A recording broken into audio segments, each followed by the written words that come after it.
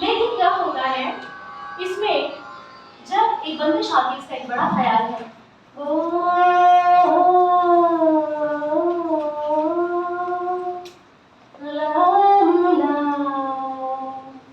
ये जो मैंने अभी किया इसमें तीव्र मध्यम का प्रयोग हो गया। जो तीव्र मध्यम का इन्होंने यहाँ पर प्रयोग किया जाते समय, ये आरोह गति में कर दिया।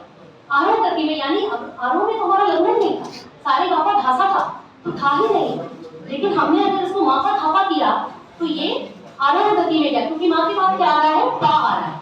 तो ये राग यहाँ पर हमने उसको राग के शास्त्र से थोड़ा सा अलग कर दिया। इस बात को हमने समझाने की कोशिश की। आगे और भी बहुत सारे कारण हैं। ये वो ऐसे कारण हैं जिसको हम ये कह सकते हैं कि पंडित भातखंडे जी एक संकलन करता था। अरे यार, उन्होंने ये रागों खुद लिखी है, बहुत सारी बंदिशें उन्होंने लिखी है, लेकिन सारी बंदिशें उनकी लिखी हुई नहीं है।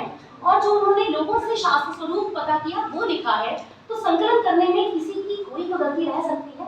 और अगर हम ये सोचें कि होने जन बता के गए और लकीर के फकीर होकर हमसे सही नहीं करेंगे तो क्या ये उचित है?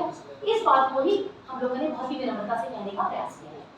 आगे हम लोग बात करते हैं कि ऐतिहासिक रूप से, प्राकृतिक रूप से, समय के साथ, सामाजिक परिवेश के कारण भी राग जो है वो बदल सकते हैं। और प्राचीन काल में जो चीजें उचित थी या जिस तरीके से चल रही थी, क्योंकि उसके बाद प्राचीन काल में ही रागों के स्थान बदल गए थे, तो बहुत सारे परिवर्तन हमें इस कारण भी मिले, क्योंकि स्वरों के स्थान बदले। स्वरों के स्थान बदलने के कारण भी रागों में परिवर्तन हुआ। और उसके बाद जब घरानेदार संगीत शुरू हुआ तो अलग अलग घराने के लोगों ने अलग अलग रागों को अपनी तरह से निभाना शुरू किया, अपनी तरह से गाना शुरू किया। इस कारण भी रागों में परिवर्तन आने लगे। लेकिन क्या ये सर्वसम्मति से डिसाइड किया जा सकता है, निर्णय किया जा सकता है कि घरानों में गायन शैली तो एक हो सकती है, गायन शैली एक हो सकती है घरानों की, लेकिन राग का रूप अलग अलग नहीं हो सकता।